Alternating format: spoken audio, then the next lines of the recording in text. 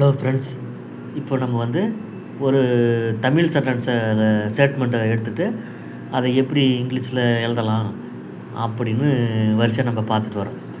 அந்த வகையில் இன்றைக்கி நம்ம என்ன ஒரு தமிழ் சென்டென்ஸை எடுத்துகிட்டு அதை இங்கிலீஷில் எழுதலாம்னு பார்த்தீங்கன்னா, பாடல்களை மிக அழகாக பாடிய பாடகிகளில் ஜானகி ஒருவர் அப்படின்னு ஒரு தமிழ் ஸ்டேட்மெண்ட்டு ஃப்ரெண்ட்ஸு. இதை எப்படி நீங்கள் வந்து இங்கிலீஷில் எழுதி சொல்லுவீங்க? இங்கிலீஷில் எப்படி எழுதுறது எழுதி சொல்லுங்கன்னா எப்படி சொல்லுவீங்க? வாங்க தரேன் உங்களுக்கு எப்படின்ட்டு. என்ன ஸ்டேட்மெண்ட்டுங்க?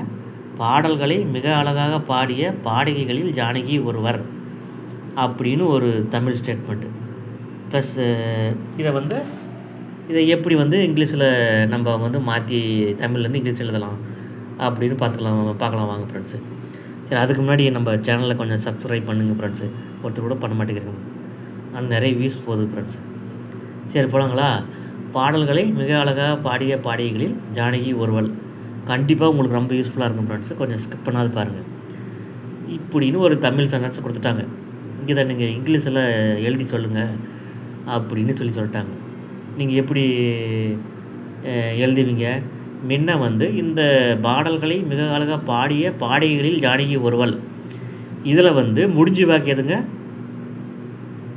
பாடகிகளில் ஜானகி ஒருவர். அதுதான் முடிஞ்சு வாக்கியம்.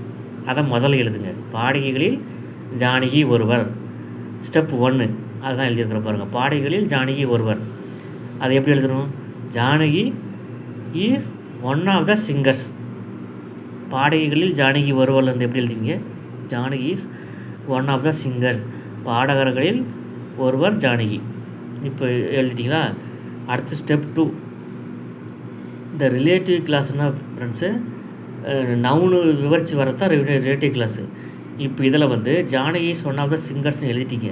அந்த சிங்கர்ஸ்ன்றது அந்த நவுனை பார்த்து எப்படிப்பட்ட அப்படின்னு கேள்வி கேட்டிங்கன்னா அதுக்கு வர பதில் தான் வந்து அட்ஜெக்டிவ். ஒரு நவுனை பார்த்து எப்படிப்பட்ட அப்படின்னு கேள்வி கேட்டிங்கன்னா அதுக்கு வர பதில் தான் வந்து நவுனு ஃப்ரெண்ட்ஸு. அப்போ இந்த சிங்கர்ஸ் எப்படிப்பட்ட சிங்கர் பாடகில் ஒருவர் ஜானகி அப்படின்னு நீங்கள் கேள்வி கேட்டிங்கன்னா எப்படிப்பட்டன்னு கேட்டிங்கன்னா என்ன வரும்? Who sang the songs. அந்த பாடல்களை பாடிய அப்படின்னு வரும்.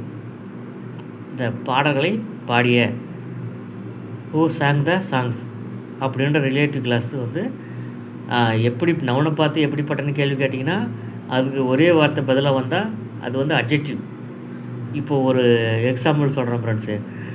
They are fearless soldiers. Fearless soldiers. இந்த சோல்ஜர்ஸ்ன்றது நவுனு. அந்த நவுனை பார்த்து எப்படிப்பட்ட சோல்ஜர்கள் கேள்வி கேளுங்க ஃப்ரெண்ட்ஸு. அதுக்கு என்ன வரும்? எப்படிப்பட்ட வீரர்கள்? ஃபியர்லெஸ், அவர்கள் அச்சமற்ற வீரர்கள். அப்போ ஒரு நவுனை பார்த்து எப்படிப்பட்டன்னு கேள்வி கேட்டிங்கன்னா அதுக்கு வர்ற பதில் தான் வந்து ஃபியர்லெஸ், அச்சமற்ற அப்படின்னு ஒரு அட்ஜெக்டிவ் வார்த்தை பதிலாக வருதுங்க. அப்போது ஒரு அட்ஜெக்டிவ் மட்டும் ஒரே ஒரு வார்த்தை அட்ஜெக்டிவ் பதிலாக வந்தால் அதை நவுனுக்கு முன்னாடி போட்டுறாங்க. சரி, இன்னொரு எக்ஸாம் சொல்கிறவாங்க. Adjective phrase. They are soldiers without any fear. அவர்கள் எவ்வித பயமுமற்ற வீரர்கள். அப்படி they are soldiers without any fear. இப்போ இந்த சோல்ஜர்ஸ்ன்ற நவுனை பார்த்து எப்படிப்பட்டன்னு கேள்வி கேட்டிங்கன்னா அதுக்கு பதிலாக என்ன வருங்க? Without any fear. வித்தவுட்ன்றதுக்கு ப்ரிப்போசிஷனுங்க. எனி ஃபியர்ன்றது வந்து ஒரு நவுனுக்கு கூட்டு வார்த்தைங்க.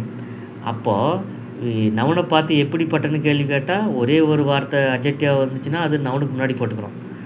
ஒன்றுக்கு மேற்பட்ட வார்த்தைக்கு பதிலாக வந்தால் அதை நவுனுக்கு பின்னாடி போட்டுக்கிறாங்க ஃப்ரெண்ட்ஸ் இங்கிலீஷில். அதை தெரிஞ்சுங்க ஃப்ரெண்ட்ஸு. அதாவது they are soldiers without any fear. சோல்ஜர்ஸுக்கு அடுத்தது வித்தவுட் எனி ஃபியர்னு வந்து ஒரு ப்ரிப்போசிஷனல் பிரேஸ் வருதுங்க. அதுதான் வந்து இங்கே அட்ஜெக்டிவ் வேலை செய்யுதுங்க. அந்த ப்ரிப்போசிஷனல் வேலை இதுக்கு பேர் அட்ஜெக்டிவ் ஃப்ரேஸ்னு பேருங்க. அந்த மாதிரி ஒரு ரிலேட்டிவ் கிளாஸ், ஒரு அட்ஜெக்டிவ் கிளாஸை வந்து அட்ஜெக்டிவோட வேலை செஞ்சால் அதுக்கு பேர் அட்ஜெக்டிவ் கிளாஸுங்க. ஒரு கிளாஸே அட்ஜெக்டிவோட வேலை செஞ்சால் அதுக்கு பேர் அட்ஜெக்டிவ் கிளாஸ்னு பேருங்க. அதுக்கு ரிலேட்டிவ் கிளாஸ்னு நீங்கள் சொல்லலாங்க ஃப்ரெண்ட்ஸு. இப்போ இதில் இதில் எப்படிப்பட்டன்னு கேள்வி கேட்டிங்கன்னா அதுக்கு என்ன வருதுங்க, அந்த பாடல்களை பாடிய ஹூ சாங் த சாங்ஸ்னு வருதுங்களா. அது ப்ளஸ் வந்து இந்த இதில் பாருங்கள், பாடல்களை மிக அழகாக பாடிய மிகனை வந்துச்சுன்னா இது வந்து வெறும் மிகனை வந்தால் அது சூப்பர்லேட்டிவ் டிகிரி ஃப்ரெண்ட்ஸு. போல மிகனை வந்தால் பாசிட்டிவ், விடம் மிகனை வந்தால் கம்பேரிட்டிவ். வெறும் மிகன்ற ஒரு கீவேர்டு, ஒரு புரிந்து கொள்ளக்கூட வார்த்தை வந்துச்சுன்னா அது வந்து சூப்பர்லேட்டிவ் ஃப்ரெண்ட்ஸு. அந்த மிகன் இங்கே தமிழில் வந்திருக்கிறதுனால பாடல்களை மிக அழகாக பாடிய பாடைகளில் ஜானகி ஒருவலன் வந்திருக்கிறதுனால நம்ம பாருங்கள் கடைசியில் என்னென்னு போட்டுக்கிறோம், மிகை என்ற கீவேர்டு வந்துள்ளதால் இது சூப்பர்லேட்டிவ் என்பதை தெரிஞ்சுக்கிறோம். அது கடைசியில் என்ன பண்ணுறோம், Janaki is one of the singers who sings the most beautifully அப்படின்னு எழுதிக்கிறோமா. அந்த இதை ஃபுல்லாக கூட நீங்கள் எப்படி வச்சுக்கலாம் ஃப்ரெண்ட்ஸு. சிங்கர்ஸ்ன்ற நவுனு, அது எப்படிப்பட்ட பாடகைகளில் ஒருவர் ஜானகி, சிங்கர்ஸ் பாடகர்களில் எப்படிப்பட்ட ஒருவர் Janaki, who sang the songs the most beautifully அந்த பாடல்களை மிக அழகாக பாடிய பாடல்களில் ஒருவர் எப்படிப்பட்டவர், அந்த பாடல்களை மிக அழகாக பாடிய அப்படின்னு வருது. த சிங்கர்ஸுக்கு அடுத்தது who sang the songs the most beautifully அப்படின்ற ஒரு அட்ஜெக்டிவ் கிளாஸு பின்னாடி நவுனுக்கு பின்னாடி வருதுங்க ஃப்ரெண்ட்ஸு.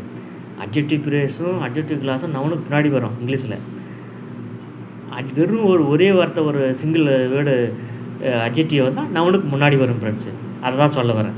புரிஞ்சுங்களா எப்படின்ட்டு, எப்படி எழுதுறது புரிஞ்சுங்களா. முன்ன வந்து பாடகிகளில் ஜானகி ஒருவர் அப்படின்னு எழுதிக்கிறீங்க.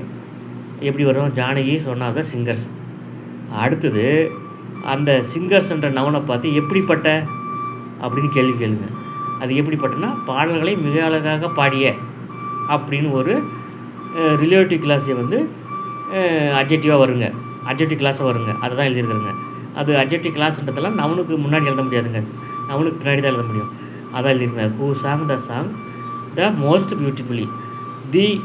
தீன்னு வந்து தீன்றது வந்து சூப்பர்லேட்டிவ் டிகிரி போட்டாங்க வரணும் நீங்கள் எழுதுனீங்கன்னாவே தீன்றது எழுதிருவீங்க. பியூட்டிஃபுல்லிக்கு வந்து இது ஒரு அட்வர்புங்க, அட்வர்பு. இது பாசிட்டிவ் அட்வர்புனாங்க பியூட்டிஃபுல்லி, கம்பேரிட்டிவ் மோர் பியூட்டிஃபுல்லி, சூப்பர்லேட்டிவ் மோஸ்ட் பியூட்டிஃபுல்லி. அதுதாங்க வந்து கீழே தி போட்டு மோஸ்ட் பியூட்டிஃபுல்லின்னு எழுதிருக்கிறேன். இப்போ புரிஞ்சுங்களா. இதை ஒரு 2-3 டைம் போட்டு பாருங்கள் ஃப்ரெண்ட்ஸு, உங்களுக்கு ரொம்ப ரொம்ப யூஸ்ஃபுல்லாக இருக்கும். அப்போ தான் உங்களுக்கு வந்து புரியும், உடனே புரியாது ஃப்ரெண்ட்ஸு. ஒரு 2-3 டைம் போட்டு கேளுங்க ஃப்ரெண்ட்ஸ். நன்றி.